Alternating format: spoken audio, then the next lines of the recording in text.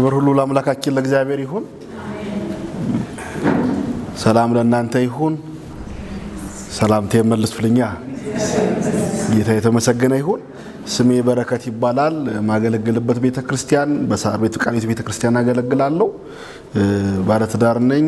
የአንድ ልጅ አባት ነኝ። ጌታ የተባረከ ይሁን። እግዚአብሔር በልቤ ያኖረውን ቃል ወይም ደግሞ አሁን አንዳንድ ቦታ ምድል ሳገኝ የተናገርኩት ያለውን እግዚአብሔርን ቃል ነው ለመካፈል ማስበው። የእግዚአብሔር ቃል ሲነበብ እንደኛ ቤተክርስቲያን ልማድ እንደ መጽሐፍ ቅዱስም ልማድ እንደ ቤተክርስቲያንም ልማድ ይቆማልና ቆመን የእግዚአብሔርን ቃል እናነባለን። መጽሐፍ ቅዱስ የያዝን የአንደኛ ዮሐንስ መልእክት ምዕራፍ 4 እናወጣለን። በአዲስ ኪዳን ገጽ 214 ላይ ይገኛል። አንደኛ ዮሐንስ መልእክት ምዕራፍ 4 ከቁጥር 8 ጀምሮ ያለውን አነባለሁ። የእግዚአብሔር ቃል እንዲህ ይነበባል። በጌታ ስም አነባዋለሁ። ፍቅር የሌለው እግዚአብሔርን አያውቅም፣ እግዚአብሔር ፍቅር ነውና። በዚህ የእግዚአብሔር ፍቅር በእኛ ዘንድ ተገለጠ፣ በእርሱ በኩል በሕይወት እንኖር ዘንድ እግዚአብሔር አንድ ልጁን ወደ ዓለም ልኮታልና። ፍቅር እንደዚህ ነው፣ እግዚአብሔር እርሱ ራሱ እንደወደደን ስለ ኃጢአታችንም ማስተሰሪያ ይሆን ዘንድ ልጁን እንደላከ እንጂ እኛ እግዚአብሔር እንደወደድነው አይደለም። ወረታች ዝቅንልና ቁጥር 19 እርሱ አስቀድሞ ወዶናልና እኛ እንወደዋለን። እንጸልይ። ጌታ ሆይ ይህ ያንተ ቃል ነው። ቃልህ ባለስልጣን ነው። በዚህ ቤት ብቸኛ ከፍተኛ ባለስልጣን ይህ ሕያው የሆነው ቅዱስ የሆነው ቃልህ ነው። አቤቱ ጸጋ ይብዛልን። የኔ እስትንፋስና ቋንቋና ቃላቶች ሁሉ ተደምረውና ተጨምቀው ያንተን ታላቅነት የቃልህን እውነት መግለጥ እንዲችሉ ራሴን ላንተ አስረክባለሁ። ይህ ጉባኤ በስምህ የተባረከ ይሁን፣ በኢየሱስ ስም አሜን።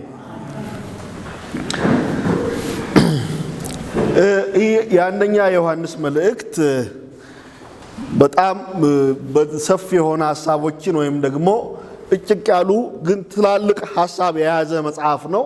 ሐዋርያው ዮሐንስ የዚህ መልእክት ጻፊ ሐዋርያው ዮሐንስ ወይም ደግሞ የዘብዴዎስ ልጅ ዮሐንስ ወይም ደግሞ በወንጌል መጽሐፍ ጎድጓድ ልጅ የተባለው ዮሐንስ የጻፈው መልእክት ነው። መልእክቱ የተጻፈበትንም ደግሞ ጊዜና ሁኔታውን ስንመለከት ከ90 እስከ 95 ዓመተ ምህረት ባለው ገደማ ውስጥ እንደተጻፈ ይታመናል። ዮሐንስ ይህን መልእክት የጻፈበት አካባቢ የት ነው ከተባለ ትንሿ እስያ በአሁኑ ዘመን ደግሞ ተርኪ አካባቢ እንደጻፈው ይታመናል። ተደራሲያኖቹም የኤፌሶን አካባቢ ያሉ አማኞች እንደሆኑ ይነገራል። ተደራሲያኑ ያሉበት ሁኔታን ደግሞ ስንመለከት የሐሰት ትምህርት በመካከላቸው የተነሳበት ብሎም ደግሞ በመካከላቸው ፍቅርና መግባባት ወይም ደግሞ ዩኒቲ የታጣበት ጊዜ ላይ ባሉበት ወቅት ነው። ሽማግሌው ዮሐንስ ይህንን መልእክት የሚጽፈው የጻፈበት ዓላማ ለተነሳባቸው ኑፋቄ ምካቴን ለመስጠት በመካከላቸው ላለ የፍቅር እጦት ደግሞ በፍቅር እንዲያያዙና እንዲተሳሰሩ ብሎም ደግሞ የዘላለም ሕይወት እርግጠኝነትን እያሳሰበ የጻፈበት ምክንያትና ዓላማ እናገኛለን። የመጣውትና የኛ ቤተክርስቲያን ሎጎ ራሱ ወልድ ያለው ያው ቃሉትን አሰብካችሁ የሚለው የኛ ሎጎ ልጁ ያለው ሕይወት አለው የሚለውን ሐሳብ በደንብ ዮሐንስ የሚያነሳበት ሐሳብ ነው። መጽሐፉን በትንሹ ስንዳስሰው ይሄ ነው። ዛሬ የምንመለከትበት ወይም ደግሞ የምናየው ሐሳብ ፍቅር እንደዚህ ነው በሚል ርዕስ ነው የምንነጋገረው። ስለ ፍቅር እዚህ ምድር ላይ ተዘፍኗል፣ ድርሰት ተጽፏል። በጣም ትላልቅ መጽሐፍ ቮሊዩሞች ያላቸው መጽሐፎች ተጽፈዋል። ሰው ፍቅርን ትምህርት ቤት እያለን የልብ ቅርጽ እያደረግን ጦር ወጋን ምናምን እያለን ፍቅርን ሰው ሊገልጥበት የሚፈልግበትን ቴክኒክም ታክቲክም ቋንቋም ሐሳብም እየተዋሰ ፍቅር ይሄ ነው ለማለት ተሞክሯል። ዛሬ ፍቅርን ከቅዱስ ቃሉ እንመለከታለን። የእግዚአብሔር ቃል ይሄ ዮሐንስ የእግዚአብሔር ፍቅር ወይም ደግሞ ፍቅር የሆነው እግዚአብሔር የቀየረው ዮሐንስ የነጎድጓድ ልጅ የተባለው ዮሐንስ በቅጥል ስሙ እንኳን የፍቅር ሐዋርያ የተባለው ዮሐንስ ዛሬ ስለ ፍቅር ይነግረናል። ምንመለከተው ምዕራፍ ወይም ደግሞ ክፍለ ምንባብ አውዱ ስለ ወንድማማች ፍቅር ለመናገር ዮሐንስ የጻፈው ሐሳብ ቢሆንም ግን የወንድማማች ፍቅርን ለማደረጀት የወንድማማች ፍቅርን በአማኞች መካከል መሆን አለበት የሚለውን ሐሳብ ለመናገር ዮሐንስ ፍቅርን የሚጀምረው ፍቅር ከሆነው ከእግዚአብሔር ነው። ቁጥር 8 ላይ ከግማሹ ስንነሳ ፍቅር እግዚአብሔር ነው አይለንም። እግዚአብሔር ምንድነው ብሎ ይጀምራል? ፍቅር ነው። 16ኛው ቁጥር ላይ ይህንን ሐሳብ ደግሞ ይናገራል። ምንድነው እግዚአብሔር ፍቅር ነው የሚለውን ሐሳብ ስንመለከት መጠየቅ ያለብን ነገር አለ ብዬ አስባለሁ። እግዚአብሔር ፍቅር ነው ብለን ስናስብ መጽሐፍ ቅዱሳችንን ስናነብ ስናጠና እግዚአብሔርን የተገለጠባቸው እግዚአብሔር ይሄ ነው የተባለባቸው ቃላቶች ወይም ደግሞ ማንነቶቹን የገለጡ ቃላቶች የተሸከሙ ሐሳቦች እናገኛለን። ለምሳሌ እግዚአብሔር አምላክ ፈጣሪ ነው። ዘፍጥረት ምዕራፍ 1 ቁጥር 1 አእምሯችን ላይ ብቅ እንደሚል አልጠራጠርም። እግዚአብሔር መሐሪ ነው። እግዚአብሔር ጻድቅ ነው። እግዚአብሔር ሩህሩህ ነው። እግዚአብሔር ኤልሻዳይ ነው። እግዚአብሔር በጎ ነው፣ ቸር ነው የሚሉትን እናስብና እዚህ ጋር ግን ዮሐንስ ምን ይለናል? እግዚአብሔር ፍቅር ነው ይለናል። በዚህ መጽሐፉ ራሱ ዮሐንስ ምዕራፍ 1 ቁጥር 5 አካባቢ ላይ እግዚአብሔር ብርሃን ነው፣ ጨለማም በእርሱ ዘንድ ከቶ የለም ብሎ ይናገራል። በዚህ ዮሐንስ ራሱ ጸሐፊው በወንጌል መጽሐፉ ላይ ምዕራፍ 4 ቁጥር 24 ላይ እግዚአብሔር መንፈስ ነው ብሎ ተናግሯል። ዛሬ ደግሞ አሁን የደረስነው ክፍለ ምንባብ ላይ ምዕራፍ 4 ላይ ቁጥር 8 ላይ እና ቁጥር 16 ላይ ይህ ፈጣሪ የሆነው እግዚአብሔር፣ መሐሪ የሆነው እግዚአብሔር፣ በጎ የሆነው እግዚአብሔር፣ ኤልሻዳይ የሆነው እግዚአብሔር፣ ታዳጊ የሆነው እግዚአብሔር ፍቅር ነው ይለናል። እግዚአብሔር ዓለማት ከመፈጠራቸው በፊት ሰማይ ከመዘርጋቱ በፊት ምድር ከመመስረቱ በፊት ይሄ አጽናፈ ዓለም እውን ከመሆኑ አስቀድሞም ፍቅር ነው። ፍቅርነቱ የጀመረው ዓለምን ሲፈጥር አይደለም። ፍቅርነቱ የጀመረው ልዩ ክርስቶስ ኢየሱስን ሲልክ አይደለም። ፍቅርነቱ የጀመረው የሆነ ቀን ጋር ሳይሆን ዓለማት በሌሉበት ፀሐይና ጨረቃ ብርሃን ባልነበሩበት ምንም ነገር ምንም ባልሆነበት እንኳን እሱ ብቻ በሚኖርበት እሱ ፍቅር የሆነ አምላክ ነው። ለምን ከተባለ የምናመልከው አምላክ እርሱ ስሉስ አሃዱ አምላክ ነው። ወይም ደግሞ እዚህ ያለን ሁላችንም የሥላሴ አማኞች እስከመሆናችን ድረስ እግዚአብሔር ስንል በስም በአካል በግብር 3 በመለኮት በባህሪ ስንት ብለን የምናምነው አንድ እግዚአብሔር። ይሄ ማንነቱ ደግሞ ዓለማት ከመመስረታቸው ፍጥረታት ከመሰረታቸው አስቀድሞ የነበረ ማንነቱ ነው። ስለዚህ ምን እያለን ነው ዮሐንስ? እግዚአብሔር አምላክ ከዘፍጥረት ምዕራፍ 1 ከቁጥር 1 አስቀድሞ ፍቅር የሆነ አምላክ ነው። በፍቅር ይኖር የነበረ አምላክ ነው። አብ ወልድ መንፈስ ቅዱስ መካከል ፍቅር አለ ማለት ነው። እኔ አንተ እሱ በሚባለው ፐርሰኖች መካከል አካላት መካከል ያለ የነበረ ነው። እግዚአብሔር በፍቅር ሚኖር አምላክ ነው። ስሙ ይባረክ። ለዚህም ማሳያችን መጽሐፍ ቅዱስ እግዚአብሔር አብ እግዚአብሔር ወልድ ወይም ክርስቶስ ኢየሱስን ይወድ እንደነበረ ይሄው ጸሐፊ ዮሐንስ ምዕራፍ 3 ቁጥር 35 ላይ ይነግረናል። አባት ልጁን ይወዳል ይለናል። ምዕራፍ 5 ቁጥር 20 ላይ አብ ወልድን ይወዳልና ብሎ ይነግረናል። ያን ብቻ ሳይሆን እግዚአብሔር ወልድ ክርስቶስ ኢየሱስ እግዚአብሔር አብን ይወድ እንደነበር ወይም እንደሚወድ እንዲለናል 14ኛው ምዕራፍ ቁጥር 31 ላይ አብን እንደወድ ዓለም ሊያውቅ አብ እንዳዘዘኝ እንዲሁ አደርጋለሁ ብሎ እግዚአብሔር ወልድ ይናገራል። መንፈስ ቅዱስም ጋር ያለው ህብረት ግንኙነት እንዲሁ ነው። ጌታችን በዮሐንስ ወንጌል ምዕራፍ 17 በጸሎቱ መካከል ጸሎት ባደረገበት መጽሐፉ መካከል እንዲህ ብሎ ነው የተናገረው። አባት ሆይ ዓለም ሳይፈጠር ስለወደድከኝ ብሎ ይናገራል። ዓለም ሳይፈጠር በፊት አብ ወልድ መንፈስ ቅዱስ አንድ አምላክ በፍቅር የሚኖር አምላክ ነው ብሎ ይነግረናል። ይህ አምላክ ፍቅር የሆነ አምላክ ፍቅርነቱን እንዴት ገለጠ ሲባል አጽናፈ ዓለሙን ሲፈጥር እግዚአብሔር ፍቅርነቱን እየገለጠ ነው። እግዚአብሔር አምላክ የፈጠረውን ነገር ሁሉ ሲፈጥር አጽናፈ ዓለሙን በመፍጠር ሂደት ውስጥ ስንመለከት አብ አቃጅ፣ ወልድ ከሳች፣ መንፈስ ቅዱስ ደግሞ ነገሩን ገላጭ ሆኖ ነው የምናገኘው በመጽሐፍ ቅዱሳችን ውስጥ። ይህ ምንድነው? ፍቅር የሆነው አምላክ በህብረት በጋራ ሲሰራ እንመለከታለን። እግዚአብሔር አምላክ ሰውን በስንተኛው ቀን ነው ወገኖቹ የፈጠረው? በስድስተኛው ቀን ከሌሎች ፍጥረት ጋር በጋራ። እግዚአብሔር ፍቅር ለመሆኑ ማሳያ ሰው የተፈጠረበትን ቀንና ሁኔታ ስንመለከት ሌሎች ፍጥረታት ሁሉ ከተፈጠሩ በኋላ በመጨረሻ ነው ሰው የተፈጠረው። እንዲህ ከአንዳንድ ጓደኞቼ ጋር አንዱ ጓደኛዬ እዚህ ፊት ለፊት አለ ስንጨዋወት እግዚአብሔር ለምንድነው ሰውን በመጀመሪያ ቀን ያልፈጠረው ብለን ስንጠይቅ አንዱ ጓደኛችን ምን አለ? አያሰራውም ነበር። ምክንያቱም ሰው ኮመንት ያበዛል።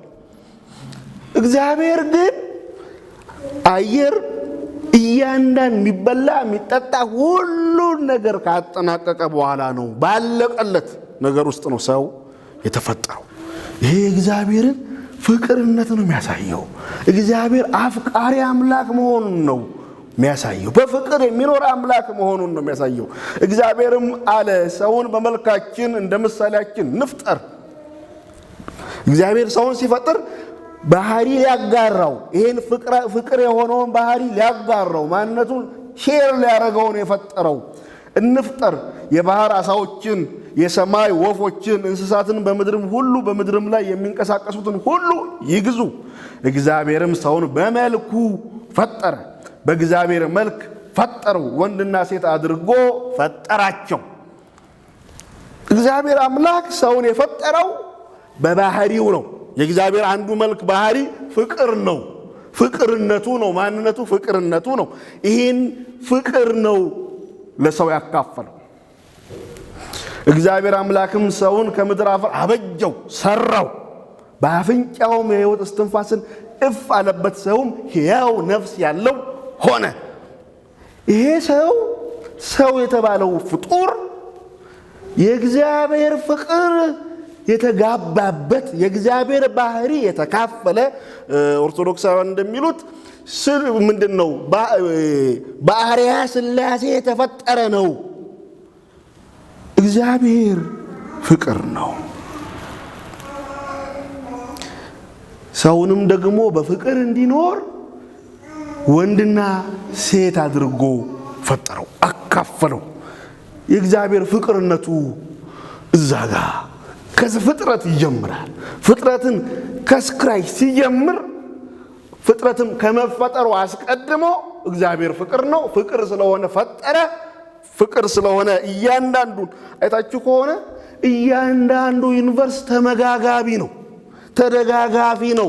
ይሄ ምንድነው? ፍቅር የሆነው አምላክ የፈጠረው ክሬሽን ስለሆነ እንጂ ቢንግ ባንግ ቲዮሪ አንድ ነገር አተም ፈንድቶ ይሄን ሁሉ ሊያደርግ አይችልም። ይሄ ሰው ከእግዚአብሔር ጋር በፍቅር በሰላም በደና በጤና ይኖር ነበር። ሻሎም ነበረ። ሻሎም የሚባለውን ቋንቋ አሁን ሰዎች ቢያበላሹብንም ሻሎም ማለት ሙሉ ደና፣ ሙሉ ጤንነት። ሰው ከእግዚአብሔር ጋር ሰላምና ደህንነት፣ ጤንነት፣ ፍቅር ነበረው። እርስ በርሱ ፍቅር ነበረው ኃጢአት እስኪያበላሸው ድረስ። ኃጢአት ካበላሸው በኋላ ከዘፍጥረት 3 በኋላ ይሄ ዩኒቨርስ እንደተበላሸ የምናውቀው ታሪክ ነው። ቁጥር 9 ጋር ሄደን ስንመለከት እንዲህ ይለናል።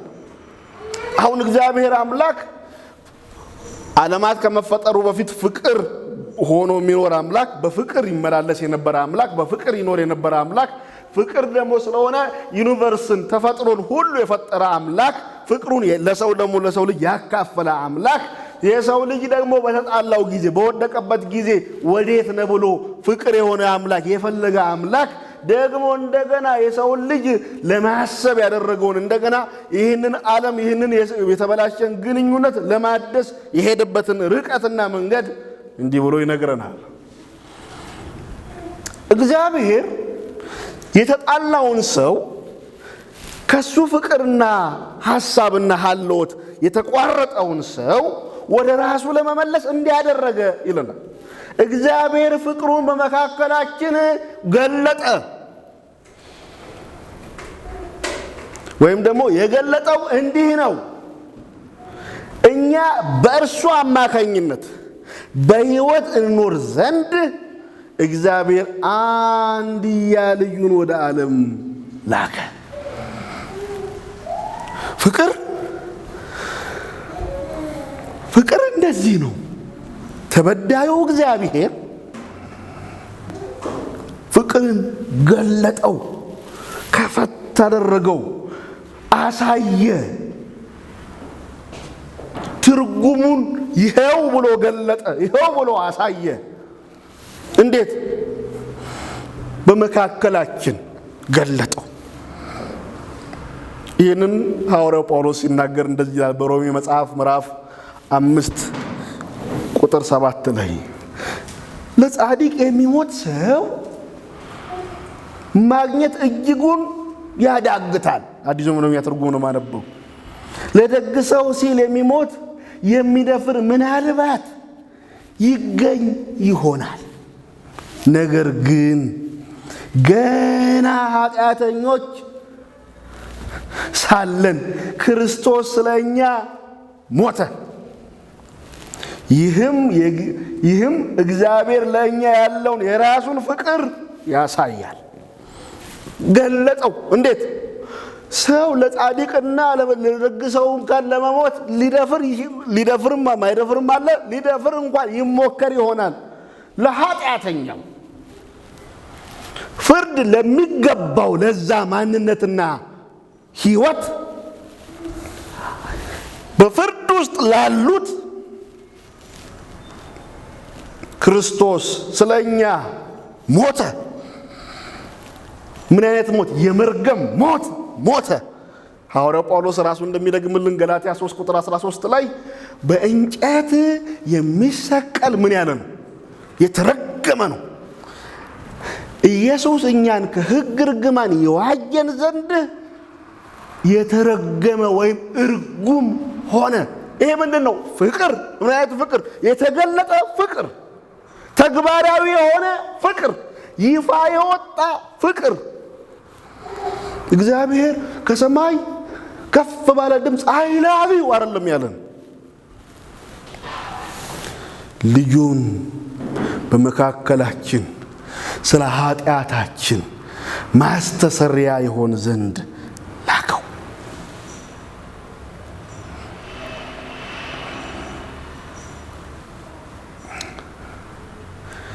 እንዲህ ያለ ፍቅር ለምን? በእርሱ በክርስቶስ በኩል በሕይወት እንኖር ዘንድ፣ ሕይወት እኛ ጋር ይገኝ ዘንድ፣ የዘላለም ሕይወትን እናገኝ ዘንድ፣ ከዘላለም ጥፋት ከኩነኔ እናመልጥ ዘንድ እግዚአብሔር ልጁን በመላክ ልጁንስ ለመስቀል ሞት እንዲሞት ፈርዶበት ገለጠው። ሕይወት ኢየሱስ ማግኘት ማለት ሕይወትን ማግኘት ማለት ነው። ለዚህ ነው አይደለም ጌታችን ሲጸልይ በ17ኛው ምዕራፍ በዮሐንስ ወንጌል ከቁጥር 3 እውነተኛ አምላክ የሆንከውን አንተን የላከውን ኢየሱስ ክርስቶስን ያውቁ ዘንድ ይህች የዘላለም ሕይወት ናት። ኢየሱስን ማወቅ፣ ኢየሱስን መቀበል፣ ሕይወትን መቀበል፣ ሕይወትን ማግኘት ማለት ነው። እግዚአብሔር ደግሞ የላከው መልአክ አይደለም የላከው፣ ሰንበዲን አይደለም የላከው። እግዚአብሔር ማንን ላከ?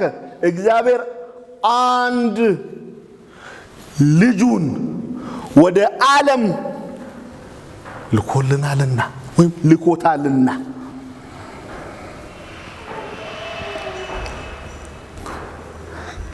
ዮሐንስ ሆነ ብሎ ቃላቶቹን የተጠቀመ ይመስላል። እግዚአብሔር እሺ አንድ ወይም ደግሞ በዮሐንስ ወንጌል ምዕራፍ 3 ቁጥር 13 ቋንቋ አንድያ ልጁን ወደ ዓለም ልኮታልና። ፍቅር እንደዚህ ነው።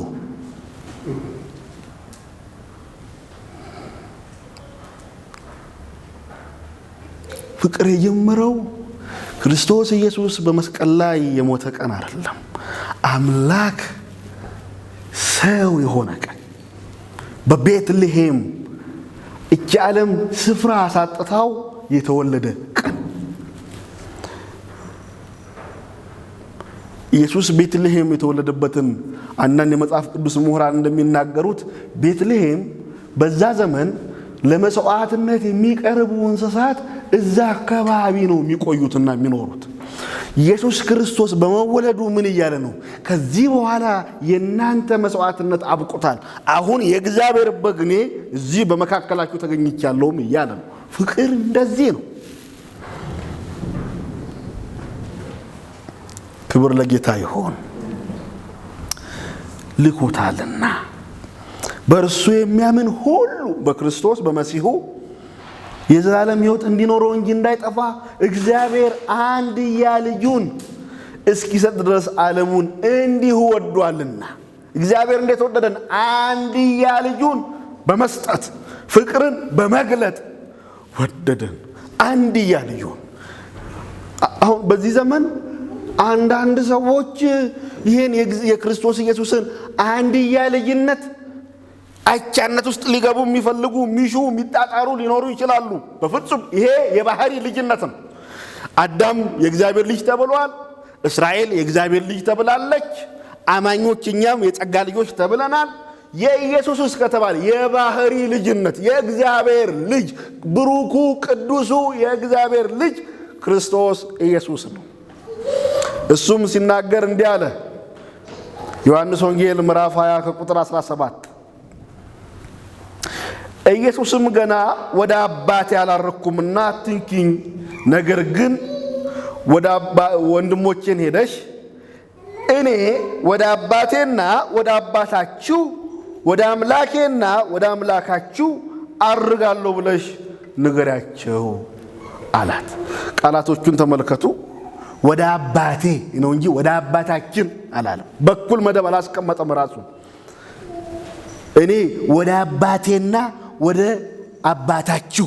የኔ ልጅነት ከናንተ ልጅነት ይለያል። የኔ የባህሪ ልጅነት መለኮት መሆኑን ያሳያል።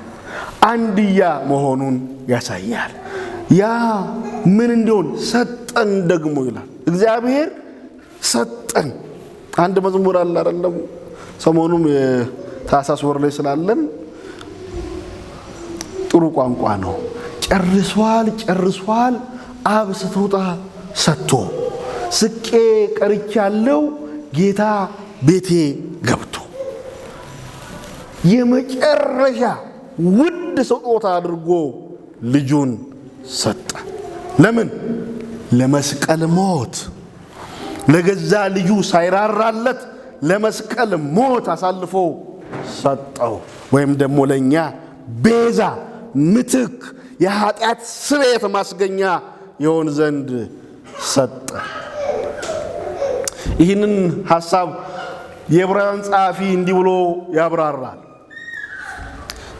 ምዕራፍ 3 ቁጥር 1 ስለዚህ ከሰማያዊ ጥሪ ተካፋዮች የሆናችሁ ቅዱሳን ወንድሞች ሆይ የሃይማኖታችንን ሐዋርያና ሊቀ ካህናት ኢየሱስ ክርስቶስን ተመልከቱ። ኢየሱስን ሁለት ማንነትን ወይም ደግሞ ሁለት አገልግሎቶች እንዳሉት ይነግረናል። የእምነታችን እሱ ሐዋርያ ነው፣ በአብ የተላከ ነው። ለምን ከተባለ ሊቀ ካህናት ሊሆነን። ኢየሱስ በአብ የተላከ ሐዋርያ፣ ለእኛ በእግዚአብሔር ፊት የታየ ሊቀ ካህን መስዋዕት የሆነልን፣ መስዋዕትም ሊቀ ካህናትም የሆነልን እርሱ ነው። ይህንን ስለተመለከተ ነው ዮሐንስ በዮርዳኖስ ወንዝ ኢየሱስ ሊጠመቅ በመጣ ጊዜ እነሆ የዓለምን ኃጢአት የሚያስወግድ የእግዚአብሔር በግ። እግዚአብሔር ነው ይህንን በግ የላከው። እንከን የሌለበት በግ፣ ነውር የሌለበት በግ፣ የእግዚአብሔር በግ ክርስቶስ ኢየሱስ።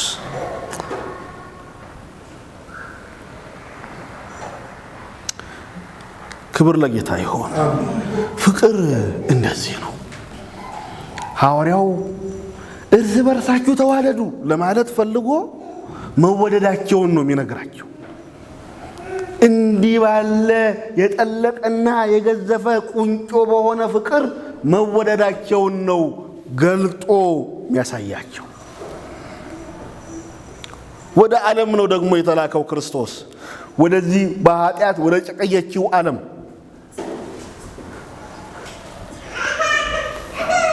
ድርና ማግባም ከዛ ከውድቀት ቀን በኋላ ከውድቀት በኋላ ምሰራውም መስሪያዋም ኃጢአት ወደ ነችው ዓለም ግን መድኃኒት መጣ። ትዝ ይላችኋል ለዮሴፍ መልአኩ ተገልጦ የተናገረው ቃል ሕዝቡንም ከምናቸው ከኃጢአታቸው ዓለምን የሚያጥፍ።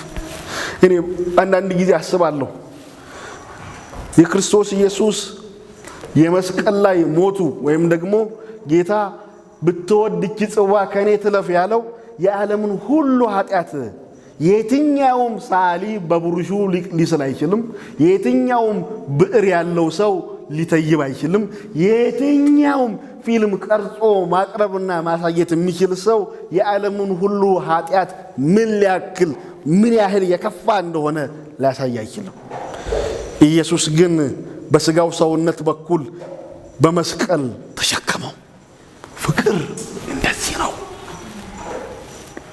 ሊቀ ካህናችን ሆነ እሱ።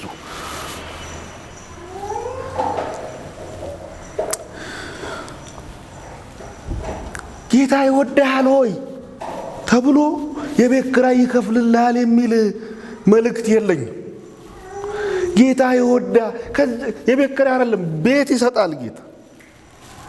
ከዛ ያለፈ መስቀል እንድናስብ መስቀሉን ብዙ ሰባኪያን ብዙ ተናጋሪያን ከሰዎች የልብ ስዕል ውስጥ መስቀልን አውጥተውታል። ግን ፍቅር እንደዚህ ነው። የተወደድነው በዚህ ጥልቀት ነው። የታሰበው አብ ያሰበን በዚህ ልክ ነው። ዮሐንስ ፍቅርን ተረጎመው። ፍቅርም እንደዚህ ነው። እንዴት? አብ ልጁን ወደ ዓለም እንደላከበት እንደዛ ይቀጥልና ወደፊትም ወደ ኋላም ነው ቃሉ የሚናገረው። እግዚአብሔር እርሱ ራሱ እንደወደደን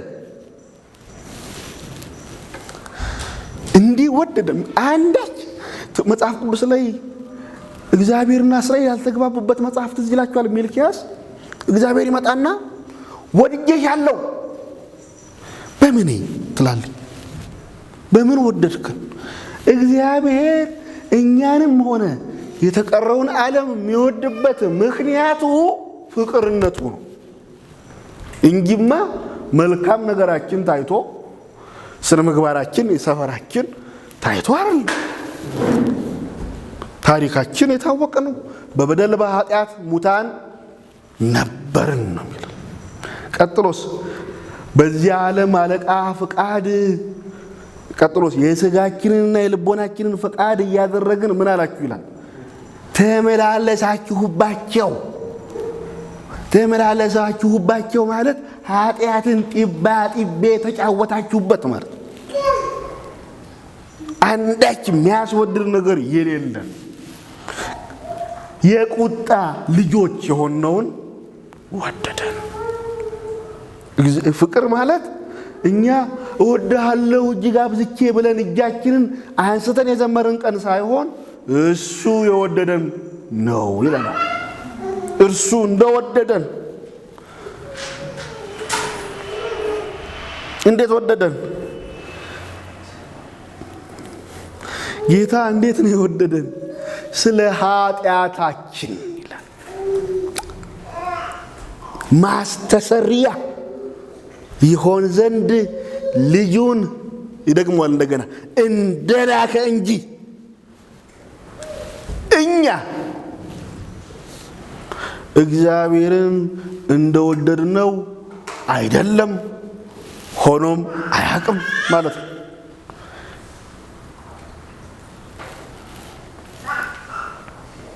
ስለ ኃጢአታችን ማስተሰሪያ። ይህ ማስተሰሪያ የሚለው ቃል ሁለት ትርጉም አለው። ማስታረቅ፣ ድልድዩን መገንባት። ቅድም እንደተናገርኩት ዘፍጥረት ምዕራፍ 3 ላይ የፈረሰውን ግንኙነት መቀጠል፣ ማስታረቅ። ያን ብቻ አይደለም፣ በኃጢአት ምክንያት የተቆጣን የእግዚአብሔርን የጽድቅ ቁጣ የተንቀለቀለ ያለ የሚነድ የእግዚአብሔርን ቁጣ ሸርጎ ማብረድ። ልዩ ይህንን ያደረገው እግዚአብሔር ወልድ በመስቀል ከእግዚአብሔር ቁጣ ከኩነኔ አዳነ። መጽሐፍ ቅዱስ ላይ ስለ በደል የሚቀርብ መስዋዕት እንዴት ነው የሚደረገው? ይታረዳል፣ ይቃጠላል። ኃጢአት የዚህን ያህል ጭካኔ የሚገባው ቅጣት ስለሆነ ኢየሱስ ክርስቶስ መካከለኛችን በዛ ሐሩር በሆነ ምድረ በዳ በራስ ቅል በሚባለው በጎልጎታ ላይ ከወንበዴዎች መካከል እንደ ወንበዴ ተቆጥሮ ያን የእግዚአብሔርን ቁጣ አባት ሆይ ለምን ተውከኝ እስኪል ድረስ ተቀበለው። ፍቅር እንደዚህ ነው።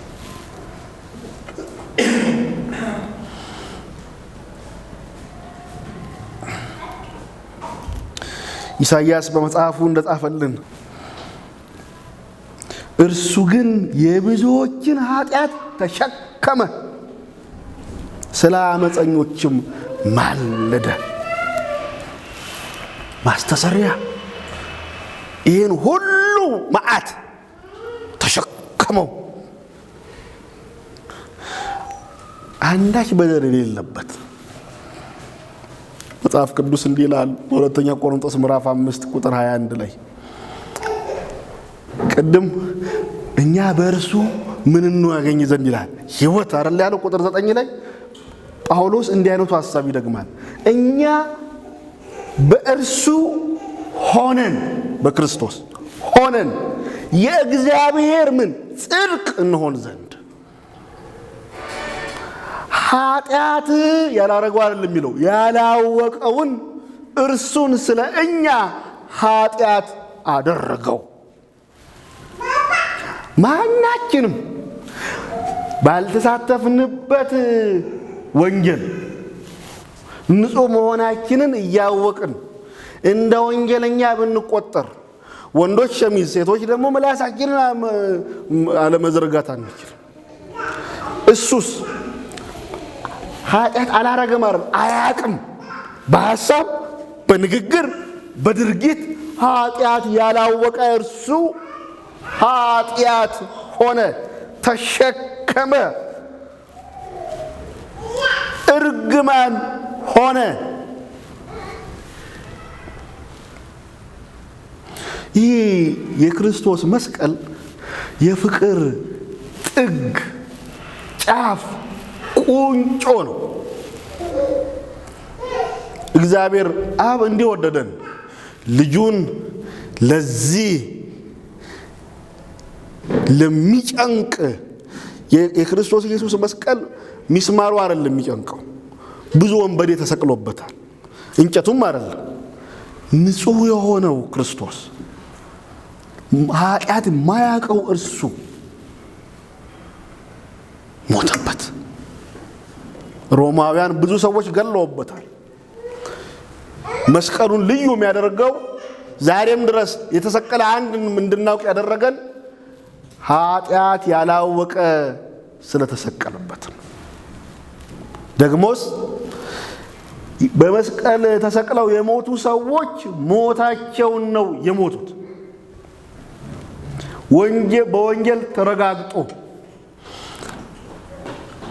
ጌታቸውን የከዱ ባሪያዎች መሆናቸው ተረጋግጦ ለመንግስት አስጊ መሆናቸው ወይም ደግሞ በትምህርተ ጥቅስ ውስጥ አደገኛ ቦዘኔ መሆናቸው ተረጋግጦ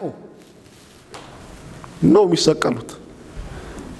ይህስ ኃጢአት ያላወቀ ወንጌል ማያቅ። ትዝ ይላችሁ ከሆነ ጲላጦስ መርምሮ ያጣበት ነገር ስህተት ነው። የተሰቀለውም ወይም ደግሞ የመስቀል ፍርድ የተፈረደበትም በሐሰት ምስክር ነው፣ ኢፍትሃዊ በሆነ መንገድ ነው። ግን ኢየሱስ ትዝ ይላችሁ ከሆነ የወንጌላትን እያንዳንዱ መጨረሻ ምዕራፎች ስናነብ ጌታችን ወደ መስቀል ይቸኩል ነበር። የማቴዎስ ወንጌል ምዕራፍ 26 ቁጥር 1 አካባቢ ስንመለከት ፋሲካ እንዲያደርጉለት ያዛቸዋል። ኢየሱስ የፋሲካው በግ ሊሆንልን በእኛ ምትክ ሊሞትልን በእቅድ ነው የሞተው። ክብር ለስሙ ይሁን። ምሕረትና እውነትን መስቀሉ ላይ አገናኘልን። የኃጢአት ስርየታችን ተበሰረ፣ ቤዛነታችን ተነገረ፣ የመዳን እውነታችን በመስቀሉ ግርጌ ተረጋገጠ። እና ፍቅር እንደዚህ ነው።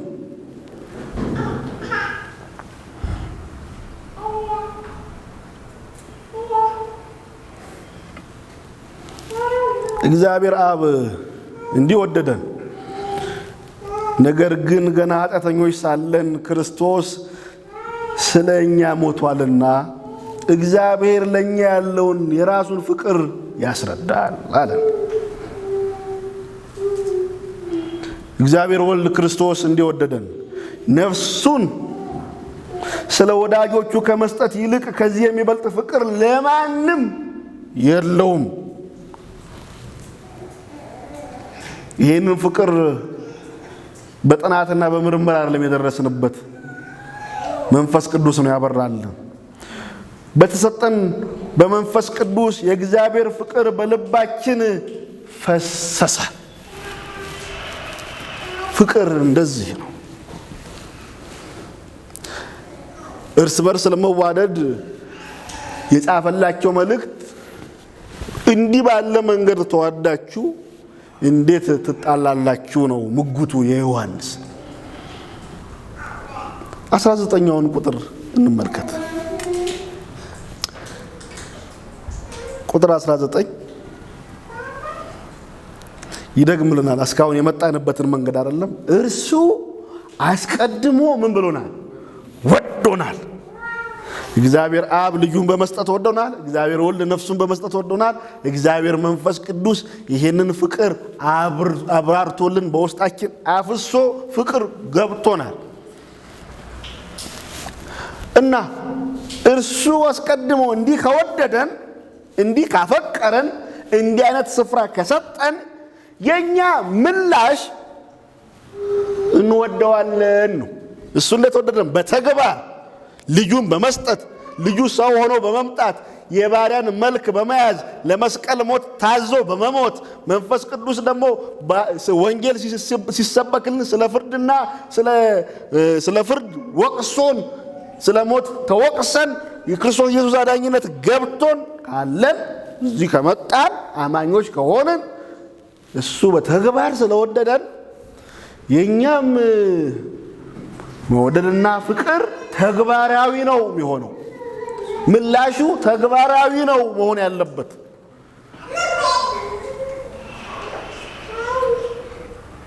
ተግባራዊ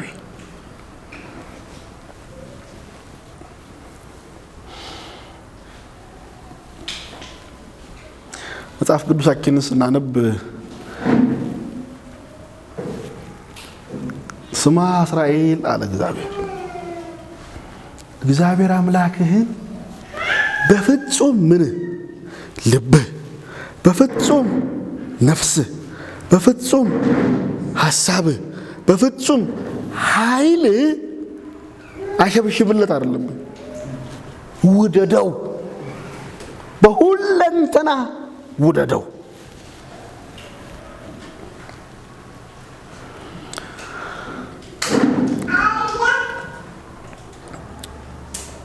ጌታችን ኢየሱስ ክርስቶስ ከመስቀል ሞቱ በኋላ ከትንሣኤው በኋላ ጴጥሮስን አግኝቶት የሞተበትን ጉዳይ ነው አደራ አድርጎ የሰጠው። ሲሰጠው ግን አንተንማ የእጅን ሳልሰጥ እያለ አይደለም የሰጠው። ትወደኛለህ፣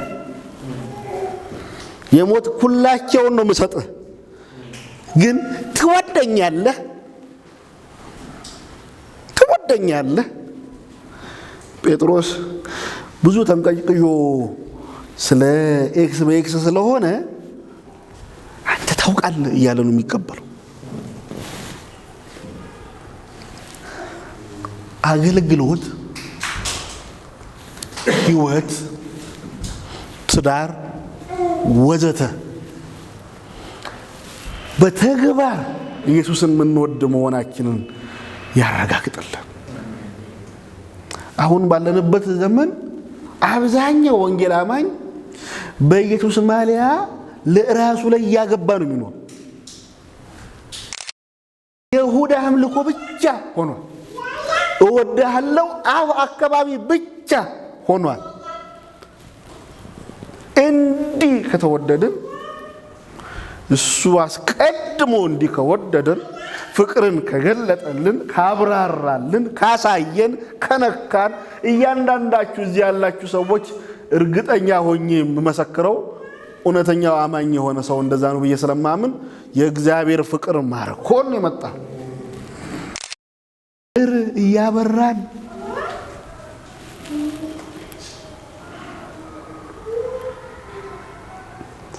ፍቅር እንደዚህ ነው። ማጋባት አለብን። ሚመሰክር እንዲህ ኢየሱስ ወዶኛል ብለን ልባችን ከቀለጠ መኖር ያለበትም መኖር ፍቅሩን እያሳየን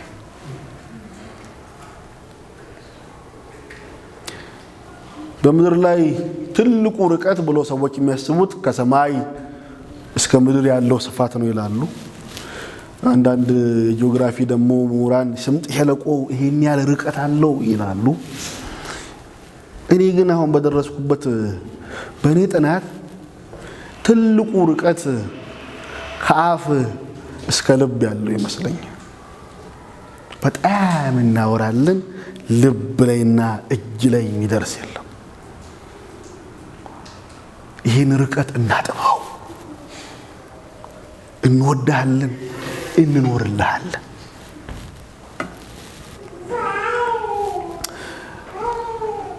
ሰሞኑን ዘፍጥረት ምዕራፍ 22ን እያነበብኩ ነበር። ከዚህም ነገር በኋላ እግዚአብሔር አብርሃምን ፈተነው፣ መረመረው፣ መዘነው እንጂ ወጥመድ አደረገበት ማለት አይደለም። ሲመዝነው እቤቱ ሄደና ከዚህም ነገር በኋላ ሲል አብርሃም በጣም ሰላማዊ የሆነ ኑሮ ጀምሯል። እንዴት? ይስሐቅ ተወልዷል፣ ቤቱ ሳቅ አለ። እስማኤል ከቤት ወጥቷል፣ ጭቅጭቅ የለበትም። ሚስቱና አጋር አይጣሉ። ከአቢሜሌክ ጋር የተኩስ አቁም ስምምነት ገብቷል። ምንም ውጭም ጠብ የለውም፣ ቤትም ጭቅጭቅ የለበትም። እንዴት አይነት ጸዳ ያለ ሁኔታ ላይ በነበረበት ጊዜ እግዚአብሔር መጣና አብርሃም አቤት የምትወደውን ይሏል። ምን ያህል ያው እዚህ ያለ ወላጆች ተበዛላችሁ ያስባሉ። ልጅ እንዴት እንደሚወደድ አይብራራም አይደል? የምትወደውን እሺ፣ ቀጥሎስ አንድ ልጅህን እስማኤል ጋር እንዳሄድ አንድ ልጅህን በስም ደግሞ ለየለት ይስሐቅን ይዘህ የት ሄዳለህ መሰለህ? እኔ ማሳይ ቦታ ወስደኸው ትሰዋዋለህ። ይህንን ማታ አካባቢ መሰለኝ እግዚአብሔርና አብርሃም ያወሩት። ይህንን ሰምቶ አብርሃም እንዴት ተኛ ብዬም አስባለሁ። ግን ምን ይላል መጽሐፊው? አብርሃምም ማልዶ ተነሳ ይላል። ፀሐይዋን ቀድሞ እንጨት አዘጋጀ ልጁን ለማረድ። ከዛ ለሳራም ሳያማክር ወጡ። 3 ቀን ያህል ተጓዘ ይላል። ሐሳብ ለመቀየር የሚመች እኮ ነው። 3 ቀን ያልሞተ ሰው ነው ሐሳብ ማይቀይረው ብሎ ዩተርን ማድረግ እየቻለ 3 ቀኑም ሄደ። እግዚአብሔር ወዳለውም ስፍራ ደረሰ። ከዛም በኋላ አህያውን ይዛችሁ ባሪያዎቹን በዚህ ቆዩ ካለ በኋላ የተናገራት ቋንቋ ደስ ትላለች። እኔና ልጅ ሄደን ሰግደን እንመለሳለን። መውደድ እንደዚህ ነው። ልጄን አርጄው አይደለም የሚለው፣ ሰግጄለት ለአምላኬ አምልኮ አቅርቤለት ደግሞ ይዤው እመጣለሁ።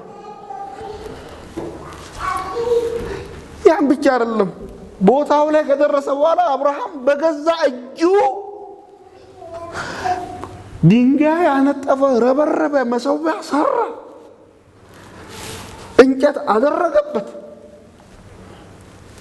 ልጁን አጋደመው ይላል።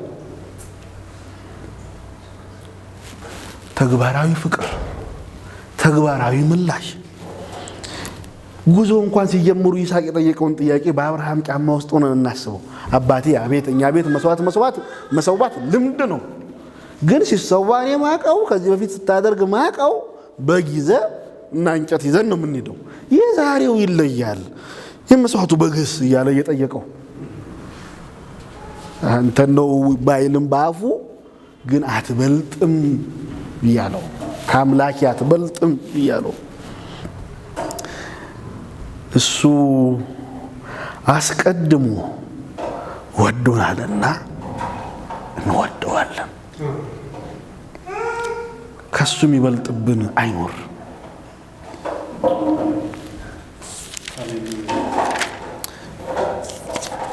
መጽሐፍ ቅዱሳችሁን የመጨረሻ ይህን ጥቅስ አንብቤ እንጸልያለን። የፊልጵስዩስ መልእክት ምዕራፍ 3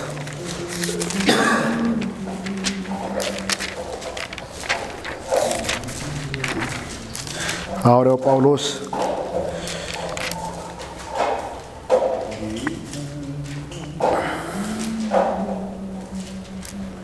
ከቁጥር 3 ከቁጥር 4 እኔ ግን በሥጋ ደግሞ የምመካበት አለኝ። ሌላ ሰው ማንም ቢሆን በሥጋ የሚመካበት እንዳለ ቢመስለው እኔ በልጠዋለሁ። እንዴት? በስምንተኛው ቀን የተገረዝኩ ከእስራኤል ትውልድ ከቢንያም ወገን ከዕብራውያንም ዕብራዊ ነኝ። ስለ ሕግ ብትጠይቁ ፈሪሳዊ ነበርኩ። ስለ ቅናት ብትጠይቁ ቤተ ክርስቲያንን አሳዳጅ ነበርኩ። በሕግ ስለሚገኝ ጽድቅ ብትጠይቁ ያለ ነቀፋ ነበርኩ። ቁጥር 7 ነገር ግን ለእኔ ረብ የነበረውን ሁሉ ስለማ ስለ ክርስቶስ እንደ ጉዳት እቆጥረዋለሁ፣ እንደ ኪሳራ እቆጥረዋለሁ። አዎን በእውነት ከሁሉ ይልቅ የሚበልጥ ስለ ክርስቶስ ኢየሱስ ስለ ምኔ? ስለ ጌታዬ። ኢየሱስን ጌታ ብቻ አይደለም የሚለው ጌታዬ እውቀት ነገር ሁሉ እንደ ጉዳት እቆጥራለሁ። ስለ እርሱ ሁሉን ተጎዳው፣ ክርስቶስን አገኝ ዘንድ በክርስቶስም በማመን ያለውን ጽድቅ ማለትም በእምነት ከእግዚአብሔር ዘንድ ያለውን ጽድቅ እንጂ ከሕግ ለእኔ ያለውን ጽድቅ ሳይሆንልኝ በእርሱ እገኝ ዘንድ ሁሉን እንደ ጉድፍ እቆጥራለሁ። ጳውሎስ ጉድፍ ሲል ቃሉ የተጻፈበት የመጀመሪያ ቋንቋ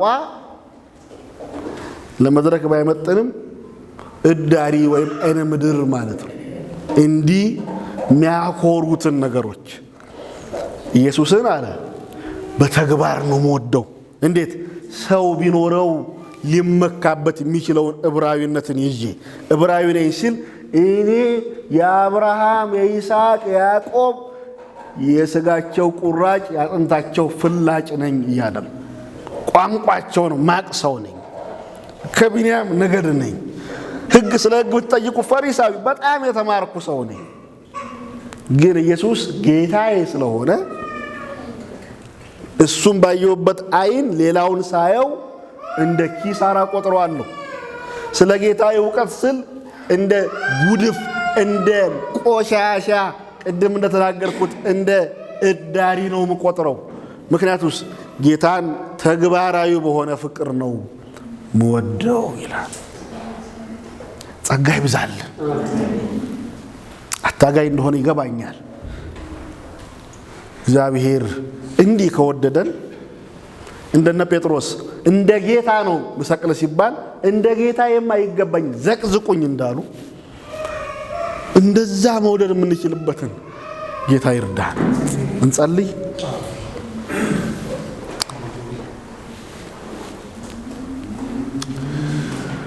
ወዳለው